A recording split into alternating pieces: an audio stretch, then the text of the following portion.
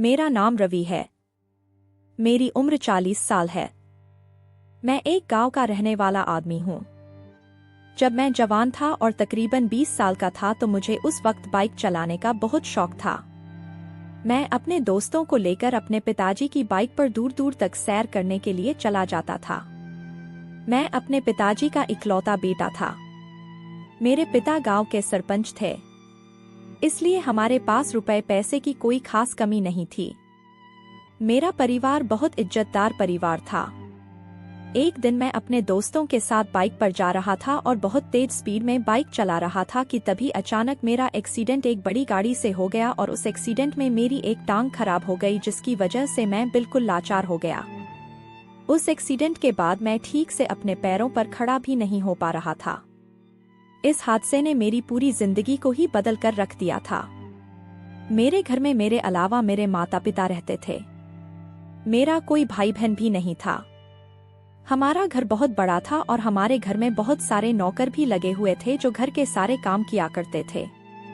मैं कोई बहुत ज्यादा खूबसूरत नहीं था, बस एक मामूली सी शकल सूरत का लड़का था। मेरा रंग भी सांवला था। मेरे एक्सीडेंट के बाद ही हमारी जिंदगी में बहुत कुछ बदल गया था। मेरे एक्सीडेंट के 2 साल बाद मेरे पिताजी की भी मौत हो गई। मेरे पिताजी की गांव में बहुत सारी जमीनें भी थी। मैं तो अब कुछ कर नहीं सकता था क्योंकि मैं लाचार हो गया था। मैं थोड़ा बहुत काम कर लिया करता था कि आखिर सारा दिन व्हील चेयर पर ही तो बैठा रहता था। पिताजी की मौत से माँ को भी बहुत सदमा लगा था। मेरी माँ चाहती थी कि वह मेरी शादी करें, लेकिन जिस दिन से पिताजी की मौत हुई थी उसके बाद से ही हमारा कारोबार भी बहुत हल्का हो गया था और गांव के लोगों को लगता था कि मेरे लाचार होने की वजह से ही मैं किसी की बेटी को कभी खुश नहीं रख सकूंगा, और फिर हमारा कारोबार भी पिताजी के ना होने की वजह से पहले जैसा अब नहीं रहा था। मेरी माँ ने मेरे लिए बहुत ज्यादा रिश्ते तलाश किए थे, लेकिन हर कोई मेरी शक्ल और मेरी टांगों को देखकर मना कर देता था। मैं भी अपनी माँ से कहने लगा कि माँ, जब मेरी शादी होनी होगी तो खुद हो जाएगी। धीरे धीरे इसी तरह से कई साल गुजर गए। ना मुझे शादी में ज्यादा इंटरेस्ट था और ना ही मेरे लिए कोई अच्छा रिश्ता मिल पाता था। जो लोग अपनी बेटी मुझे देना चाहते थे, उनकी बेटी ज्यादा खूबसूरत नहीं होती थी। मेरी माँ की शुरू से ही तमन्ना रही थी कि वह अपने इकलौते बेटे के लिए कम उम्र की और खूबसूरत लड़की को अपनी बहू बनाना चाहती है, लेकिन मुझे अपनी माँ की एक ख्वाहिश पूरी होती नजर नहीं आ रही थी। मैं अपनी माँ को समझाते समझाते थक गया था, लेकिन माँ थी कि इस बात को मानने को तैयार ही नहीं थी। हमारे घर का कारोबार भी घाटे में जाता रहा।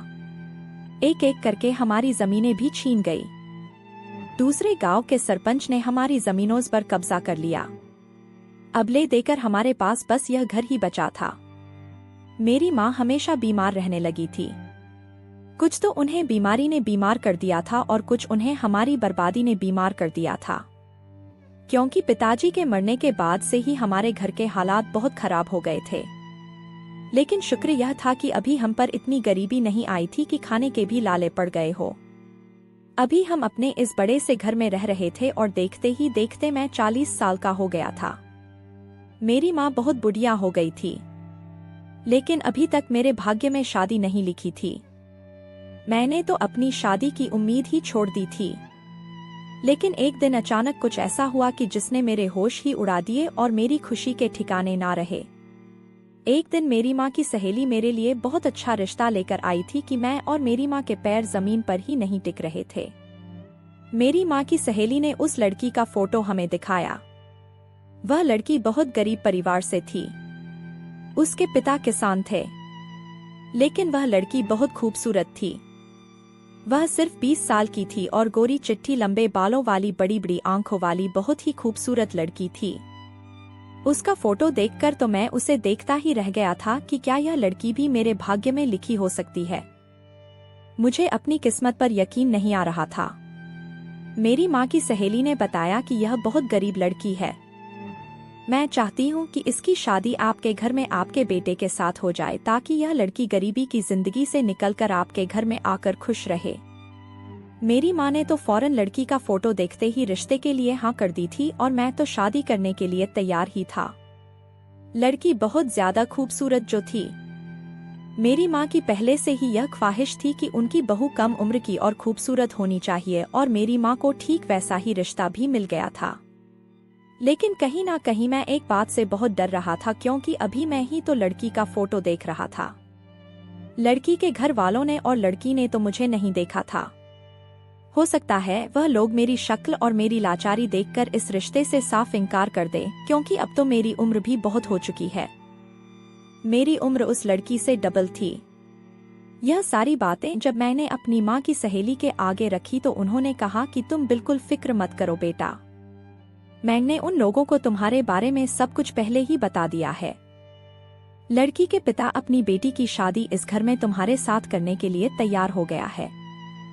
तभी तो मैं तुम्हारे पास आई हूँ, ताकि मैं तुम लोगों को भी लड़की का फोटो दिखा सकूं और तुम लोगों को यह खुशखबरी भी दे सकूं। मेरी माँ और मैं, हम दोनों की खुशी अब और भी ज्यादा डबल हो गई थी। मेरी माँ ने कहा, ठीक है, तो फिर शादी की डेट फिक्स कर देते हैं और जल्द से जल्द मैं अपने बच्चों की शादी करना चाहती हूँ। देखते ही देखते मेरी शादी का दिन भी आ गया और मेरी शादी उस लड़की के साथ हो गई जिसका नाम पायल था। शादी की पहली रात जब मैंने पायल को देखा तो मैं उसको देखता ही रह गया। वो बहुत ज्यादा खूबसूरत थी। वो जितनी खूबसूरत फोटो में लग रही थी उससे भी कहीं ज्यादा खूबसूरत मेरे सामने बैठी हुई लग रही थी। मैं अपने आप को बहुत खुशकिस्मत समझ रहा था, क्योंकि मैं पायल जैसी लड़की डिर्व नहीं करता था। पायल तो बहुत खामोश खामोश सी बैठी हुई थी और उसकी आंखों में आंसू भी थे, लेकिन वह अपने पिता की इकलौती बेटी थी, इसीलिए वह अपने पिता से जुदाई पर बहुत ज्यादा अफसोस में थी। फिर धीरे धीरे हमने बातों का सिलसिला शुरू किया तो उसका मूड कुछ ठीक हो गया। मैं समझ गया था कि मैं जरूर अपनी विदाई की वजह से इतनी उदास हो रही है। मुझे पायल का साथ पाकर बहुत ज्यादा खुशी मिली थी। फिलहाल मेरी शादी पायल के साथ हो गई थी।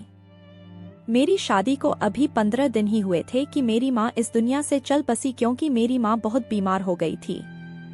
लेकिन मैं इस बात से खुश था कि मेरी माँ ने जीते जी मेरी शादी अपनी पसंद की लड़की से होते हुए देख ली थी। माँ की मौत का दुख तो बहुत दिनों तक हमारे दिल में रहा। अब घर में मैं और मेरी पत्नी ही बचे थे। जिंदगी बहुत अच्छी गुजर रही थी। धीरे धीरे हमारी शादी को 4 महीने हो गए थे। मेरी पत्नी बहुत ही अच्छी थी, मेरा बहुत ख्याल रखती थी। हमारे रिश्तेदार भी अक्सर हमारे घर पर आते जाते थे और मुझे बहुत खुशकिस्मत कहते थे। यह बात बिल्कुल सच थी। मेरी किस्मत बहुत अच्छे से लिखी हुई थी। बस मेरी पत्नी के अंदर एक ही बात बहुत अजीब थी। मेरी पत्नी को फूल बहुत पसंद है। हमारे घर के बाहर वाले हिस्से को उसने गार्डन बना लिया था, जिसमें उसने अपनी पसंद के फूल ही फूल मंगवा रखे थे। वह हर थोड़े दिन बाद नए नए मालियों को घर पर ले आया करती थी। मैं तो ज्यादातर अपने कमरे में ही रहता था, लेकिन मेरी पत्नी माली के साथ मिलकर तरह तरह के फूल गार्डन में लगवाती रहती थी। हमारे घर में 2 नौकरानियां भी मौजूद थी। मैं रात को अपने कमरे में सो जाता था, लेकिन मेरी पत्नी रात भर अपने फूलों की रखवाली करती रहती थी। जिस दिन भी कोई नया माली आता उसके बाद लगातार 1 हफ्ते तक वह अपने फूलों की देखभाल करती रहती थी। उसका कहना था कि अगर वह शुरू के 1 हफ्ते में अपने फूलों की देखभाल नहीं करेगी तो उसके फूल मुरझा जाएंगे। जब से मेरी पत्नी की शादी हुई थी वह मुझसे 1 मिनट के लिए भी बिस्तर से उठने नहीं देती थी। बस यही कहती रहती थी कि आप आराम किया करो, मैं सब कुछ देख लूंगी और आपके घर की भी आपको फिक्र करने की कोई जरूरत नहीं है। घर की देखभाल भी मैं अच्छे से कर सकती हूँ। मुझे तो वह कमरे में सोने के लिए कहती थी और खुद गार्डन में बैठकर ही 1 हफ्ते के लिए अपने फूलों की रखवाली करती रहती थी कि ऐसा करने से उसके फूल नहीं मरेंगे बल्कि और ज्यादा फूलों की पैदावार बढ़ जाएगी। मैं यह सब देखकर और भी ज्यादा हैरान और परेशान रह जाता था। मेरी पत्नी ठीक कहती थी कि उसके फूलों की पैदावार बढ़ जाएगी। जब मैं कभी कभी गार्डन में जाता तो ऐसा लगता कि जैसे मैं अपने घर में नहीं बल्कि फूलों की वादियों में आ गया हूँ।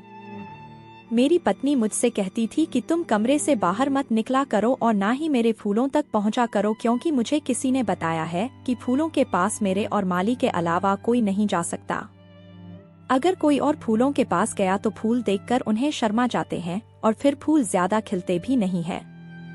मेरे पास अपनी पत्नी की बात मानने के अलावा कोई चारा नहीं था। हमारे पास सब कुछ था।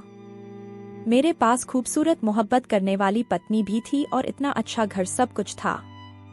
लेकिन कभी कभी मेरे पास सब कुछ होते हुए भी ऐसा लगता था कि जैसे कुछ भी नहीं है, जैसे सब कुछ खराब है। मेरी माँ जब जिंदा थी तो हमेशा मेरे लिए प्रार्थना करती रहती थी।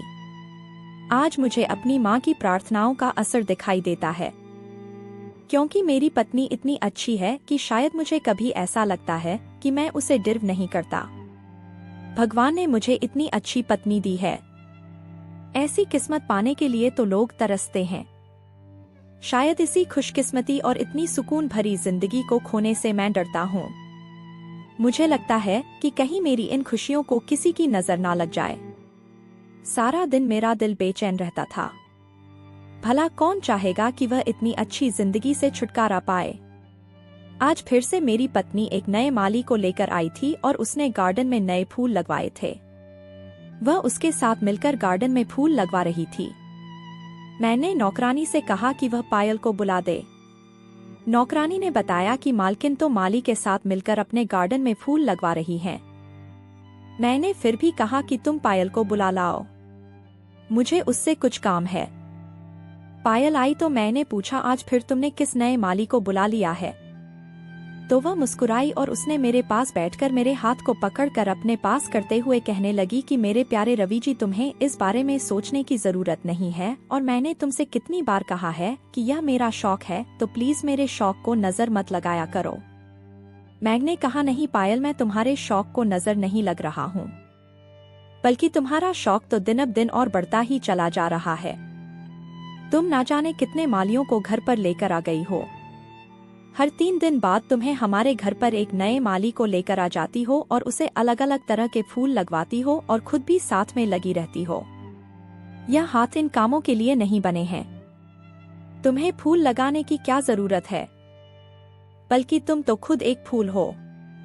तुम बस मेरे साथ बैठकर बातें किया करो। मैंने उससे मोहब्बत से कहा। मेरे चेहरे पर भी मुस्कुराहट गई थी और वह भी हंसने लगी। कहने लगी कि आपकी यही बातें तो आपको मेरा फेवरेट बना देती हैं। आपको पता है मैं कितनी ज्यादा खुशनसीब हूँ कि मुझे आप जैसे पति मिले हैं। वह शर्माते हुए कहने लगी और उसने अपने हाथ मेरे हाथों से छुड़ा लिए। मैंने पायल से कहा, बस तुम इसी तरह से मुस्कुराती रहा करो। मैंने पायल से कहा कि मुझे तुमसे एक काम है। वह कहने लगी, जी बताइए क्या काम है। मैंने कहा, मुझे तुम्हारे हाथ का बना हुआ शरबत पीना है। तुम बहुत अच्छा शरबत बनाती हो। घर में बहुत ज्यादा घुटन सी हो रही है, इसीलिए तुम मेरे लिए एक गिलास शरबत बना दो। वह कहने लगी, ठीक है, मैं अभी 2 मिनट में आपके लिए शरबत बनाकर लाती हूँ। अपनी पत्नी की मुस्कुराहट पर मैं बहुत खुश हो जाता था। सिर्फ उसकी मुस्कुराहट पर ही नहीं, बल्कि वह खुद भगवान की बनाई हुई बहुत अच्छी रचना थी। मैं सोचता हूँ कि मेरी शादी पायल से होना मेरे लिए बहुत सौभाग्य की बात है। मेरी पत्नी मेरे लिए शरबत बनाकर लाई थी। मैं उस शरबत को पीकर सो गया था, लेकिन मुझे इतनी गहरी नींद आई थी कि मैं शाम 6 बजे का सोया हुआ अगले दिन ही उठा था। शायद मेरी दवाइयाँ चल रही थी, इस वजह से मुझे ज्यादा नींद आ गई होगी। इस बात पर मैंने ज्यादा ध्यान नहीं दिया। मेरी पत्नी मेरे पास कमरे में ही बैठी हुई थी। मैं उससे प्यार भरी बातें कर रहा था। मैंने कहा, तुम इस तरह से मत शर्माया करो, कसम से मेरी जान ले लेती हो। मैं अपने दिल पर हाथ रखते हुए और अच्छे से अंदाज में यह कहा तो वह खिलखिलाकर हंसती। मैंने कहा, पायल तुम हमेशा अपना ख्याल रखा करो। तुम बहुत खूबसूरत हो और तुम्हें घर का काम करने की भी कोई जरूरत नहीं है। मैं नहीं चाहता मेरी पत्नी की खूबसूरती पर कोई भी दाग लगे। तुम घर के किसी काम को हाथ मत लगाया करो, सारे काम नौकर करेंगे। तुम बस मेरे साथ कमरे में बैठकर बातें किया करो और हम दोनों आराम किया करेंगे। मेरी पत्नी कहने लगी, आराम की जरूरत मुझे नहीं, बल्कि आराम की जरूरत तो आपको है। आप वैसे ही चल नहीं सकते। मुझे अच्छा नहीं लगता कि आप ऐसे व्हीलचेयर पर बैठकर बाहर निकलते हो, तो आप बस कमरे में ही आराम किया करो। मेरी पत्नी ने मुस्कुराते हुए कहा और मेरे गालों पर हाथ फिरते हुए आंखें बंद करके लेट गई और वह सो गई। बल्कि मैं उसको सोता हुआ देखकर सोच रहा था कि मुझ जैसे आम से लड़के में ऐसा भी क्या खास था जो मेरी पत्नी मुझे इतना पसंद किया करती थी। भगवान का एहसान था जो मुझ पर, जो मुझे इतनी अच्छी जिंदगी दी थी, और ऐसी जिंदगी तो मैं सपने में भी नहीं सोचता था। मुझे ऐसी लाचारी इंसान को इतनी अच्छी पत्नी मिल गई, जबकि वहां से नॉर्मल लोगों को भी इतनी अच्छी पत्नी नहीं मिलती थी। यह सोचते सोचते मैं भी सो गया था। फिर अगले ही दिन मेरा दिल बहुत घबरा रहा था और मैं जैसे तैसे बेड से उठकर बाहर चला गया। मैंने देखा कि बाहर नया माली हमारे घर के दरवाजे के आगे चेयर डालकर बैठा हुआ था, क्योंकि मैं जानता था कि इन लोगों की यही आदत थी। अगर उन पर कोई कड़ी नजर नहीं रखता तो वह लोग काम ठीक से नहीं करते। मैंने माली को आवाज लगाई और कहा कि तुम्हें फूलों की देखभाल के लिए रखा गया है, ना कि चेयर पर बैठकर सिगरेट पीने के लिए। वह घबरा गया और उसने अपनी सिगरेट वहीं फेंक दी। मेरी पत्नी गांव के माली को घर पर लेकर आ जाती थी। उसका कहना था कि इस गांव में बहुत गरीब लोग हैं और बहुत से ऐसे लोग भी हैं जिन्हें नौकरी की जरूरत है। इसलिए मैं एक माली को काम पर नहीं रखती और जल्दी जल्दी माली बदलती रहती हूँ, और इसी तरीके से मैं उनकी मदद भी करती रहती हूँ और लोगों का काम भी हो जाता है। वैसे भी शहर के मालियों के दिमाग तो आसमान को छू रहे हैं। वह पैसे बहुत मांगते हैं और काम बिल्कुल भी नहीं करते। गांव के लोग बहुत मेहनती होते हैं और मेहनत और ईमानदारी से अपना काम करते हैं बिना कुछ कहे, बस अपने काम में लगे रहते हैं।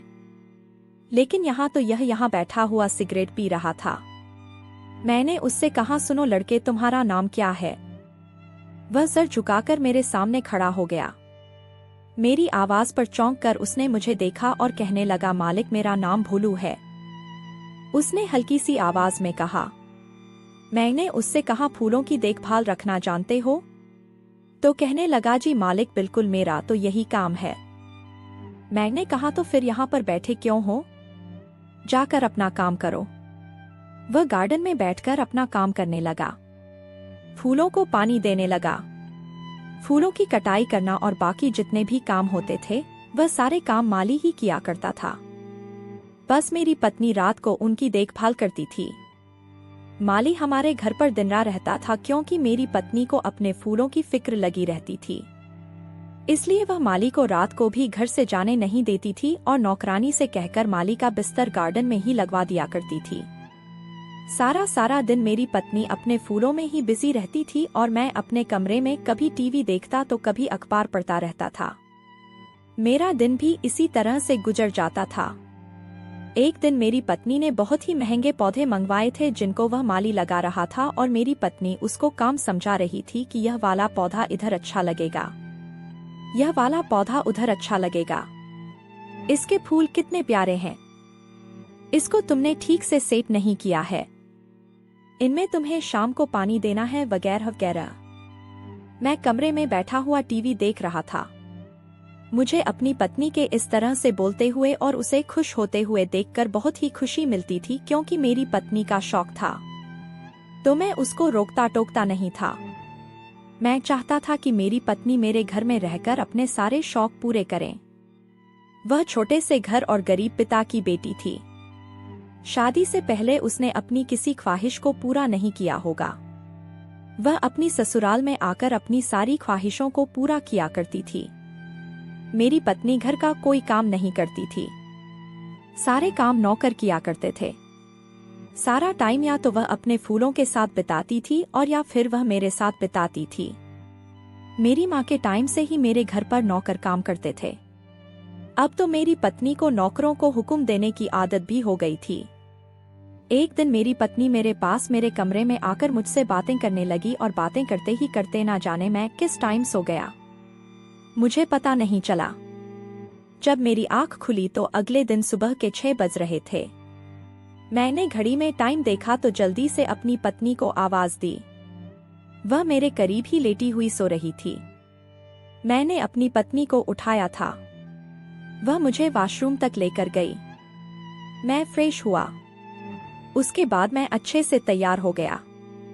मेरी पत्नी रेड कलर की साड़ी पहनकर तैयार हो गई। वह बहुत ज्यादा खूबसूरत लग रही थी। हम दोनों को सुबह सुबह खेतों में जाना था क्योंकि मेरी पत्नी की मदद से मेरी जमीनों में से एक जमीन हमें मिल गई थी। मेरी पत्नी ने कहा था कि पड़ोस के गांव में जो सरपंच हैं, वह मेरे पिताजी उनको अच्छी तरह से जानते हैं।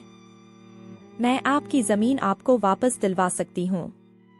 मेरी पत्नी एक दिन अपने पिता को लेकर सरपंच के पास चली गई थी और उसने ना जाने उनसे किस तरह से बात की कि सरपंच ने ज्यादा तो नहीं पर हमारी एकड़ जमीनें हमें वापस कर दी थी। मैं नौकर के साथ सरपंच से मिलने के लिए जा रहा था और उनकी तरफ दोस्ती का हाथ बढ़ाना चाहता था। मैं नौकर के साथ उनके घर की तरफ निकल गया और सरपंच और उनके बेटे ने हमारी बहुत खातिरदारी की और मैंने उनसे दोस्ती की तरफ हाथ बढ़ाया। मेरे संबंध सरपंच से बहुत अच्छे हो गए थे। जब मैं नौकर के साथ घर वापस आया और व्हील चेयर को चलाते हुए अपने कमरे की तरफ गया तो मैंने देखा कि मेरी पत्नी और वह माली दोनों एक साथ बेड पर बैठे हुए थे। मेरी पत्नी माली की तरफ मुंह फेर कर बैठी हुई थी, इसलिए उसे मेरे आने के बारे में पता नहीं चला था। लेकिन जैसे ही मुझे माली ने देखा, वह घबरा कर खड़ा हो गया। मेरी पत्नी भी अचानक पीछे की तरफ मुड़ी और मेरी पत्नी ने हैरानी से मुझसे पूछा कि आप कब आए। मैंने कहा, बस अभी आया हूँ। लेकिन यह माली कमरे में क्या कर रहा है? मेरी पत्नी कहने लगी, मैं इसे फूलों के बारे में कुछ समझा रही थी। इसकी समझ में ही नहीं आ रहा था। मुझे कमरे में फूलों की डेकोरेशन करवानी है। मैं चाहती हूँ कि जब हमारी एनिवर्सरी आए तो हमारे कमरे में फूलों की डेकोरेशन होनी चाहिए। इसलिए कमरा दिखाने के लिए इसको लेकर आई थी। मेरी पत्नी ने मुझे जवाब दे दिया था, लेकिन ना जाने क्यों मुझे ऐसा लग रहा था कि उसने मुझसे कोई बहाना बनाया है। माली मुझे देखकर कमरे से बाहर चला गया। मैंने खुद को तसल्ली दी कि यह सिर्फ मेरा वहम है। भला मेरी पत्नी मुझसे झूठ क्यों बोलेगी? वह वैसे भी काफी टाइम से कह रही है कि वह फूलों की डेकोरेशन हमारी एनिवर्सरी पर करवाना चाहती है। लेकिन अभी हमारी एनिवर्सरी को तो बहुत टाइम था। अभी हमारी शादी को 8 महीने हो गए थे। मेरी पत्नी कहने लगी, आप बेड पर लेट कर आराम कीजिए। मैं आपके लिए शरबत बनाकर लेकर आती हूँ। बहुत गर्मी हो रही है। अपनी पत्नी की बात सुनकर मैं मुस्कुरा दिया और मेरी पत्नी ने मुझे व्हील चेयर से उठाकर बेड पर बैठा दिया और वह शरबत बनाने के लिए चली गई। घर के नौकर भी अपने अपने कामों में लगे हुए थे। थोड़ी देर के बाद ही मेरी पत्नी शरबत लेकर कमरे में दाखिल हुई तो उसने मुझे अपने हाथ से शरबत पिलाया और कहने लगी, आपकी सेवा करना मेरा फर्ज है। आप सिर्फ आराम कीजिए। आपके सारे कामों की जिम्मेदारी मेरी है। अपनी पत्नी को देखकर मैं बहुत खुश हुआ था। मेरी पत्नी कहने लगी, मेरे प्यारे पतिदेव, आज तुम घर से बाहर बहुत दिनों बाद निकले थे। बाहर जाकर तुम्हें बहुत अच्छा लगा होगा ना? मैंने कहा, मैं तुम्हारा शुक्रिया करना चाहता हूँ। पायल, तुमने मेरी जमीनें मुझे वापस दिलवा दी। सरपंच और उसके बेटे का व्यवहार मेरे साथ बहुत अच्छा था। मैं हमेशा तुम्हारा एहसानमंद रहूंगा। मेरी पत्नी कहने लगी, यह आप कैसी बातें कर रहे हैं? मैं आपकी पत्नी हूँ। क्या मैं आपके लिए इतना भी नहीं कर सकती? सरपंच जी मेरे पिता को अच्छे से जानते हैं क्योंकि मेरे पिता ने कई बार उनके खेतों में काम किया है। मेरे पिता की जान पहचान थी तो यह काम हो गया। इसके लिए आपको मुझे शुक्रिया कहने की कोई जरूरत नहीं है। मैं अपनी पत्नी की तारीफ करता रहा। वह मेरी तारीफ पर बहुत खुश हो गई और उसने मेरा सर अपनी गोद में रख लिया और मेरे सर को धीरे धीरे दबाने लगी। उसके हाथ मुझे इतने अच्छे लग रहे थे कि ऐसा लग रहा था कि जैसे मेरे शरीर की सारी थकान दूर हो रही है। हम दोनों काफी देर तक एक दूसरे से बातें करते रहे। उसके बाद मैं गहरी नींद में चला गया और मैं कब सो गया मुझे कुछ पता ही नहीं चला। मुझे अपनी पत्नी के हाथ का बनाया हुआ शरबत बहुत पसंद था, इसलिए मैं रोज उसके हाथ का बना हुआ शरबत पीता था। गर्मियों का मौसम भी था, इसलिए जब रोज वह मेरे लिए शरबत लाती तो मुझे बड़ा अच्छा लगता था। शरबत इतना ज्यादा अच्छा होता था कि मेरी सारी थकान ही दूर हो जाती थी और सीने में एक ठंडक सी उतर आती थी। अगले दिन मेरी आंख खुली तो मैं व्हीलचेयर पर बैठकर गार्डन की तरफ जाने लगा। मैंने देखा कि इस बार मेरी पत्नी ने एक नया माली घर पर बुलाया है और वह उसके साथ गार्डन में बैठी हुई फूलों के बारे में बातें कर रही थी। मुझे देखकर वह कहने लगी कि आप यहाँ पर क्यों आ गए? मैंने आपसे कहा है कि आप फूलों के पास मत आया करो। आप कमरे से उठकर बाहर क्यों आए? आप मुझे वहीं पर आवाज लगा देते।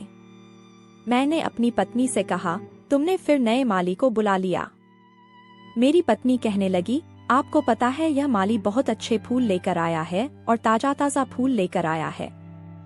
मैंने अपनी पत्नी को गौर से देखा और कहा कि देखो पायल, तुम फूलों की देखभाल करने के लिए जब माली को घर पर रोकती ही हो तो खुद क्यों सारी रात जागकर इनका ख्याल रखती हो? माली फूलों की देखभाल खुद कर लिया करेगा।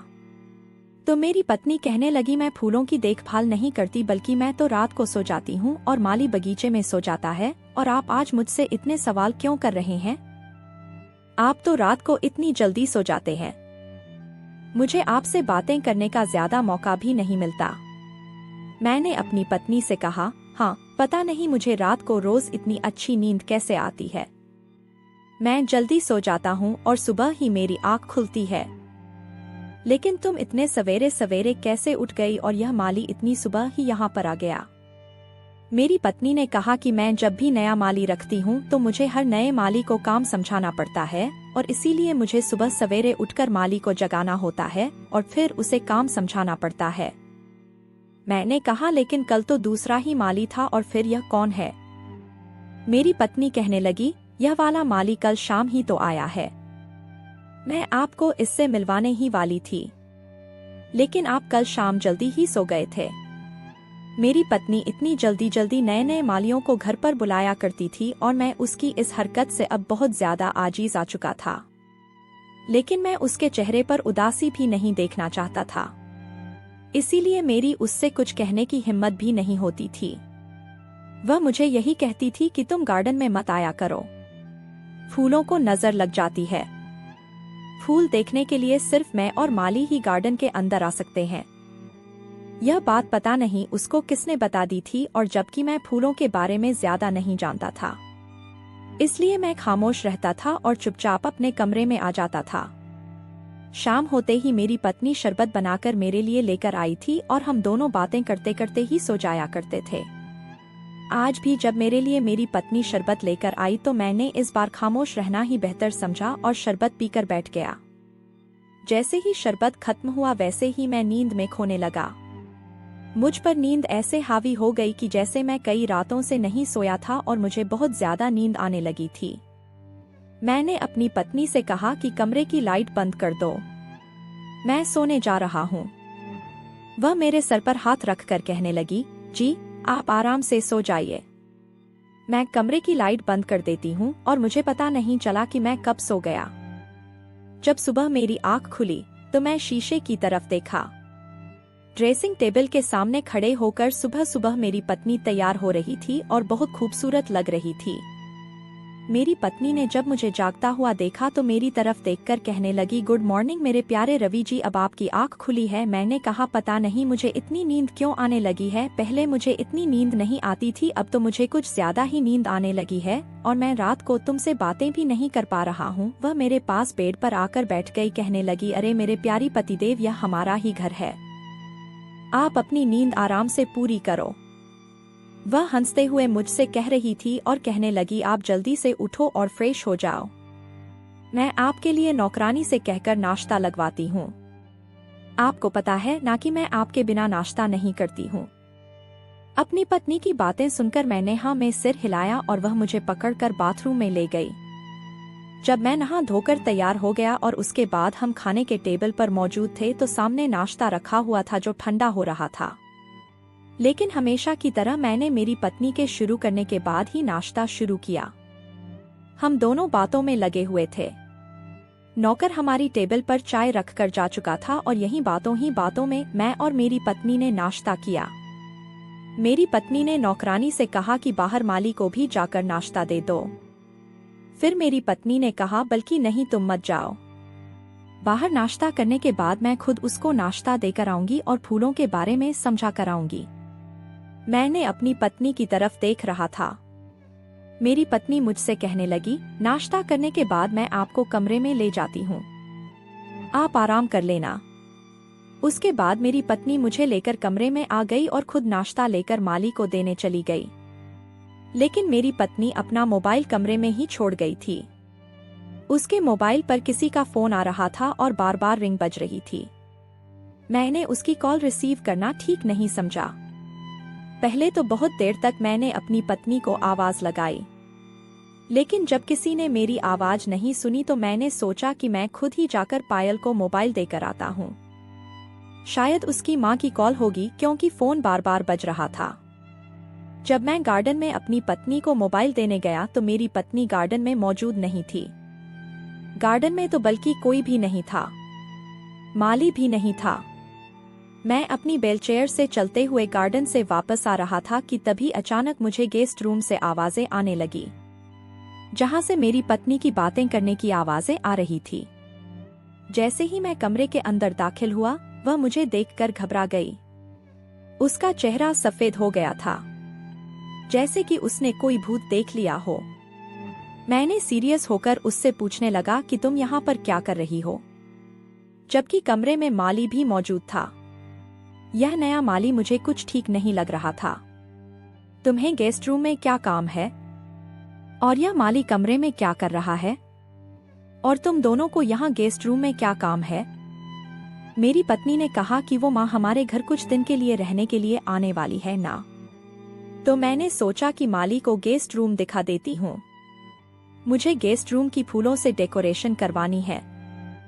मेरी माँ शादी के बाद पहली बार यहाँ रहने आ रही हैं, तो मैं उन्हें दिखाना चाहती हूँ कि मैंने कितने अच्छे अच्छे फूल अपने घर में लगाए हुए हैं। बस यही सब दिखाने के लिए मैं माली को कमरे में लेकर आई थी। माली भी खामोश खड़ा हुआ था। उसका जवाब सुनकर मेरे दिल को आराम नहीं मिला। मुझे अपनी पत्नी की बातों पर यकीन नहीं आ रहा था। ना जाने क्यों मेरा दिल उसकी कही हुई बातों को हमेशा झूठ ही समझता था। तभी मैंने उसे कहा कि यह रहा तुम्हारा मोबाइल, इस पर बार बार किसी का फोन आ रहा था।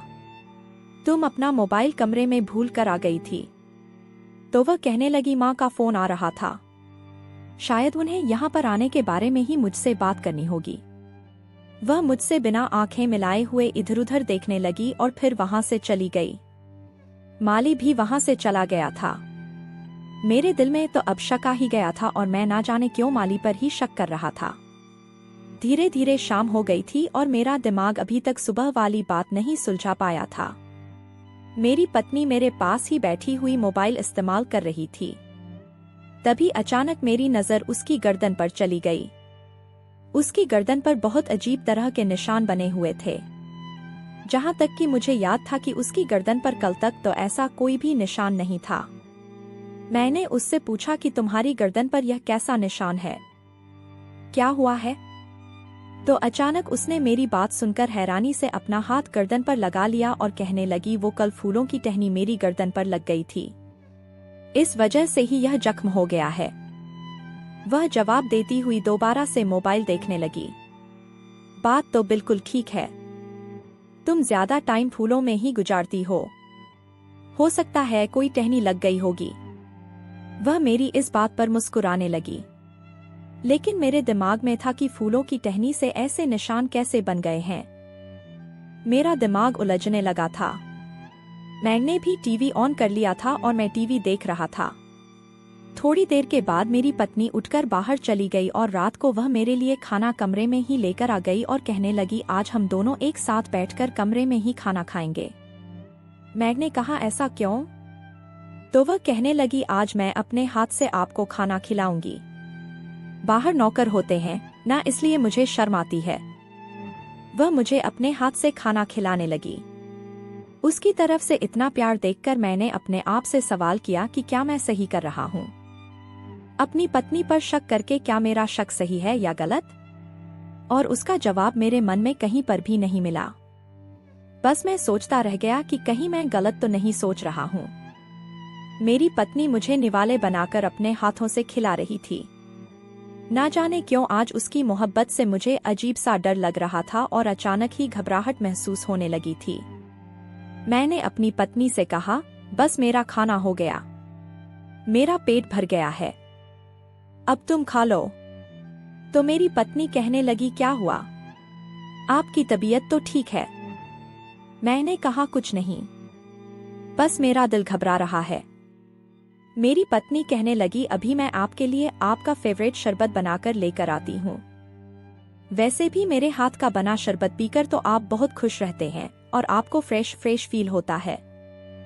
यह कहकर वह कमरे से बाहर चली गई और मैं सुबह से जो सोच रहा था बस वही सब कुछ सोचने लगा। मेरा दिल मानने को तैयार ही नहीं था कि मेरी पत्नी मेरे साथ कुछ भी गलत कर सकती है, लेकिन मेरा सिक्स सेंस मुझे बार बार इसी बात का एहसास करा रहा था कि कुछ ना कुछ गलत तो है। इसी सोच में मैं गुम था कि तभी मेरी पत्नी हाथ में शरबत का गिलास लेकर आ गई और कहने लगी, मेरे प्यारे रवि जी, इसे पीने से तुम्हारी सारी परेशानियां दूर हो जाएंगी। शायद आज गर्मी ज्यादा है, इस वजह से आपका बीपी लो हो रहा होगा, तभी घबराहट महसूस हो रही है। शरबत पीने के बाद आपको रिलैक्स मिल जाएगा और आपको नींद भी अच्छी आ जाएगी। मैं अपनी पत्नी से कहने लगा कि आज मेरा कुछ भी खाने पीने का मन नहीं कर रहा है, मुझे बस आराम करने दो। मेरी पत्नी ने कहा कि आराम भी कर लेना, पहले थोड़ा सा शरबत तो पी लो, मैं कितने मन से तुम्हारे लिए बनाकर लेकर आई हूँ। यह कहकर जबरदस्ती उसने मेरे हाथ में गिलास पकड़ा दिया था। थोड़ी देर गुजरी थी कि अचानक कमरे के अंदर नौकरानी आ गई और कहने लगी, मालकिन बाहर आपसे कोई मिलने के लिए आया हुआ है। मेरी पत्नी यह बात सुनकर कमरे से बाहर चली गई, क्योंकि आज मेरा कुछ खाने पीने का मन नहीं कर रहा था और मेरी पत्नी इतने प्यार से मुझे शरबत दे रही थी तो मैं उसे मना नहीं कर पाया था, ना ही उसका दिल तोड़ना चाहता था। सिर्फ एक शक की बुनियाद पर मैं उस पर शक करके अपने खूबसूरत रिश्ते को बर्बाद नहीं करना चाहता था। मैंने अपने कमरे में मौजूद डस्टबिन में वो शरबत डाल दिया और बेड पर लेट गया।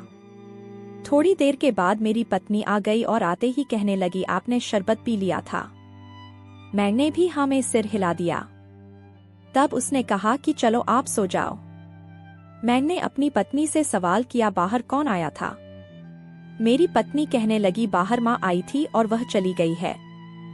मैंने कहा, तुम्हारी माँ तो यहाँ पर रहने के लिए आ रही थी, तो फिर वह इतनी जल्दी कैसे जा सकती है? तो वह कहने लगी कि वह उन्हें कोई जरूरी काम याद आ गया था, इसीलिए वह यहाँ से चली गई हैं। यह कहकर गई हैं कि वह बाद में आएंगी हमारे घर पर रहने के लिए। मुझे हैरत हो रही थी कि इस समय मेरी सास को क्या जरूरी काम याद आ गया था जो वह हमारे घर से इस तरह से चली गई। मेरी पत्नी कहने लगी, अब आप सो जाओ, आपको आराम मिल जाएगा, आपको नींद आ रही होगी, और यह कहकर वह दोबारा कमरे से बाहर चली गई। मैं करवटरी बदलकर थक गया था। मुझे बड़ी हैरत हो रही थी कि आज मुझे नींद क्यों नहीं आ रही है। रोज तो मुझे 6 बजे के बाद नींद आने लगती थी, लेकिन आज 8 बज चुके थे और अभी तक मुझे नींद नहीं आ रही थी और मैं बार बार सोने की कोशिश कर रहा था, लेकिन नींद थी कि आने का नाम ही नहीं ले रही थी। बार बार दिमाग में वही सारी बातें घूम रही थी, लेकिन मुझे अपनी पत्नी पर पूरा भरोसा था। मेरी पत्नी कभी मुझे धोखा नहीं देगी, वह मुझसे मोहब्बत करती है, मेरी बहुत इज्जत करती है, वह मुझ पर अपनी जान न्यौछावर करती है और मेरा बहुत ख्याल रखती है। मैं अपनी पत्नी पर कैसे शक कर सकता हूँ? यह सब मेरा वहम है और कुछ नहीं। मैं खुद को तसल्लियां दे रहा था। मैंने अपने आप को रिलैक्स कर लिया था और फिर मुझे नींद आ गई। जब रात के 3 बजे तभी मेरी आंख खुली तो मैंने देखा कि मेरी पत्नी बेड पर मौजूद नहीं थी। मैं घबरा गया कि पायल कहाँ है। रात को तो वह मेरे पास ही सोती है, इस टाइम वह कमरे से बाहर क्या कर रही थी? जबकि फूलों की देखभाल तो वह जब किया करती थी जब घर पर माली नहीं होता था। मैं अपनी व्हील चेयर पर बैठकर पूनम को ढूंढने के लिए कमरे से बाहर निकला। मुझे गेस्ट रूम की तरफ से कुछ आवाजें आ रही थी। मैंने जैसे ही गेस्ट रूम का दरवाजा खोला तो यह देखकर मेरे पैरों से जमीन निकल गई और मेरा शरीर कांपने लगा। मेरे दिल के छोटे छोटे टुकड़े हो चुके थे। मेरी पत्नी बेड पर उस माली के साथ लेटी हुई थी। वह शायद कमरे के दरवाजे को बंद करना भूल गई थी, या फिर वह रोज कमरे के दरवाजे को बंद नहीं करती थी। मैंने उसे रोज तो यहाँ पर नहीं देखा था क्योंकि मैं इस टाइम पर सो रहा होता था। मेरी पत्नी ने मेरे भरोसे की धज्जियां उड़ा दी थी। मैं अपने विश्वास को चूर चूर होता हुआ देख रहा था। मैं खड़े होने की कोशिश कर रहा था। मेरी आंखों में आंसू थे, लेकिन अचानक ही मैं गिर गया। मेरे गिरने की आवाज सुनकर जैसे ही मेरी पत्नी ने मेरी तरफ देखा, उसके चेहरे का रंग उड़ गया था। वह घबराकर माली से अलग हो गई और माली भी जल्दी जल्दी वहां से उठ गया। मेरी पत्नी ने अपनी हालत ठीक की और जल्दी से मुझे जमीन से उठाने लगी। मैंने खड़े होकर अपनी पत्नी से सवाल किया कि यह सब क्या हो रहा है। माली कमरे से भागने की कोशिश कर रहा था, लेकिन मैंने उसका हाथ पकड़ लिया और कहा कि आज मैं सब जानना चाहता हूं कि तुम दोनों गेस्ट रूम में क्या करते हो। माली कहने लगा, मालिक मेरी कोई गलती नहीं है और मैं कोई माली नहीं हूं। मालकिन ने ही फोन करके मुझे यहाँ पर बुलाया था। यह इस काम के मुझे पैसे भी देती है। वह हाथ जोड़कर मेरे सामने खड़ा हुआ, कहने लगा, मैं तो गरीब आदमी हूँ, खूबसूरत लड़कियां मुझे पसंद है, लेकिन आपकी पत्नी ने मुझे इस काम के पैसे भी दिए तो मैं और भी ज्यादा खुश हो गया। यह कहकर मेरा हाथ छुड़ाकर वह वहां से भाग गया। मैं आज अपने आप को बहुत मजबूर महसूस कर रहा था, क्योंकि अगर मैं चल सकता तो भागकर उसको पकड़ सकता था। इस टाइम पर सारे नौकर भी सो रहे थे, इसलिए मैं कुछ नहीं कर पाया और वैसे भी गलती उसकी नहीं थी।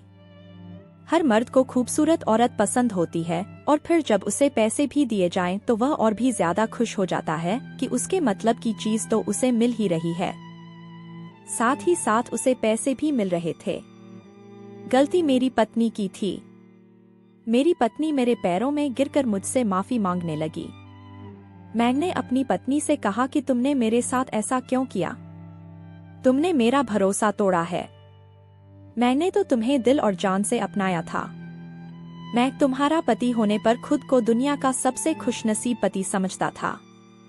तुम ही मेरी आखिरी उम्मीद थी। तुमने मेरा भरोसा तोड़ा है। तुमने मेरे साथ ऐसा क्यों किया? मुझे बताओ। पहले तो मेरी पत्नी कुछ बोलने का नाम ही नहीं ले रही थी, क्योंकि उसे भी पता था कि वह कितना गलत काम करती थी। वह मेरे ही घर में मुझे बेवकूफ बना रही थी और अलग अलग तरह के लड़कों को घर में बुलाकर उनके साथ अपनी इच्छा को पूरी कर रही थी, जबकि उनमें से हर लड़का माली नहीं होता था। मेरी पत्नी मुझे हर बात पर झूठ बोलती रही। वह मुझे बेवकूफ बना रही थी और मैं उसकी बातों में आकर बेवकूफ बनता रहा था, क्योंकि मैं उस पर बहुत भरोसा करता था। मैंने अपनी पत्नी से फिर से वही सवाल किया कि आखिर तुमने मेरे साथ ऐसा क्यों किया? मुझे बताओ, वरना मैं अपनी जान ले लूंगा और साथ साथ तुम्हें भी खत्म कर दूंगा। मेरी पत्नी डर गई और कहने लगी कि वह मैं आपसे शादी नहीं करना चाहती थी। मेरे पिता ने जबरदस्ती आपके साथ मेरी शादी करवाई क्योंकि आपका घर बड़ा था और आप गांव के सरपंच के बेटे थे। मेरे पिता ने जबरदस्ती मुझ जैसी खूबसूरत लड़की की शादी आप जैसे बदसूरत इंसान के साथ करवा दी। मुझे इस घर में दौलत भी मिली, प्यार भी मिला, लेकिन वह प्यार मुझे आप नहीं दे पाए जो मुझे चाहिए था। मुझे जवान लड़के पसंद थे, इसलिए मैं घर में लड़कों को बुलाती थी और रोज उनके साथ अपनी चाहत पूरी करती थी। आपकी उम्र के साथ साथ आपके अंदर वह बात भी नहीं रही जैसी मैं अपनी ख्वाहिश रखती थी। मैं आपसे आजादी पाना चाहती थी, क्योंकि मुझे ऐसी खूबसूरत लड़के आपके साथ अच्छी नहीं लगती। यह कहकर वह खामोश हो गई, रोने लगी। मैंने अपनी पत्नी से कहा कि अगर तुम्हें मुझसे आजादी चाहिए थी तो तुम मुझे बता देती। तुम्हें जरूरत नहीं थी। मैं तुम्हें आजाद कर देता और अपनी जिंदगी अपने तरीके से गुजारती। मेरी पत्नी अपना मतलब निकालती रही और मैं अंधा बना बैठा रहा। अगले दिन मैंने वकील को बुलाकर अपनी पत्नी को तलाक दे दिया। तलाक लेकर मेरी पत्नी घर से जा चुकी थी। उसके बनाए हुए गार्डन को मैंने नौकरों से कहकर खत्म करवा दिया, क्योंकि मैं इस घर में उसकी कोई भी याद नहीं रखना चाहता था। मेरी पत्नी मेरे घर से जा चुकी थी। अब मैं अपने घर में अकेला हो गया था। कुछ महीनों बाद मेरे घर की एक गरीब नौकरानी ने मुझसे शादी करने के लिए कहा। उसने कहा कि साहब, आप मुझे अपने घर में पत्नी बनाकर सहारा दे दो। मेरे पास कोई सहारा नहीं है, लेकिन मुझे अब औरतों पर विश्वास नहीं रहा था। लेकिन वह बेचारी सच में बेसहारा थी और बहुत गरीब थी। मैंने उसको सहारा दे दिया। वह औरत मेरी ही तरह मामूली से शक्ल की थी। मैंने उससे शादी कर ली। आज मैं अपनी दूसरी पत्नी के साथ बहुत खुश हूँ और मेरी दूसरी पत्नी से मेरे पास एक बेटा भी है। यह औरत मामूली सी शक्ल की भले है, लेकिन आज तक मेरी दूसरी पत्नी ने मेरे साथ किसी भी तरह का कोई खिलवाड़ नहीं किया है। कुछ समय बाद मुझे पता चला कि पायल को टीवी हो गया है। उसके साथ बिल्कुल सही हुआ था, क्योंकि उसने अपनी खूबसूरती का फायदा उठाकर मेरे साथ बहुत गलत किया था। मुझे धोखा दिया था। अब मैं अपनी पत्नी और बेटे के साथ बहुत खुश हूँ और अच्छी जिंदगी गुजार रहा हूँ। तो दोस्तों, आपको यह कहानी कैसी लगी हमें कमेंट करके जरूर बताएं और प्लीज इस कहानी को ज्यादा से ज्यादा शेयर और लाइक करके मेरे चैनल को सपोर्ट करें। साथ ही अगर आप चाहें तो मुझे सुपर थैंक्स भी खरीद कर दे सकते हैं। सुपर थैंक्स का ऑप्शन आपको इस वीडियो के नीचे दिए हुए सभी ऑप्शंस में दिख जाएगा, जो कि हार्ट शेप में बने हुए डॉलर के साइन के तौर पर है। और अगर आप मेरे चैनल पर नए हैं तो सब्सक्राइब करके बेल आइकन को जरूर दबा दीजिएगा, ताकि आगे भी मैं आपको ऐसी ही अच्छी कहानियां सुनाती रहूं। Thank you.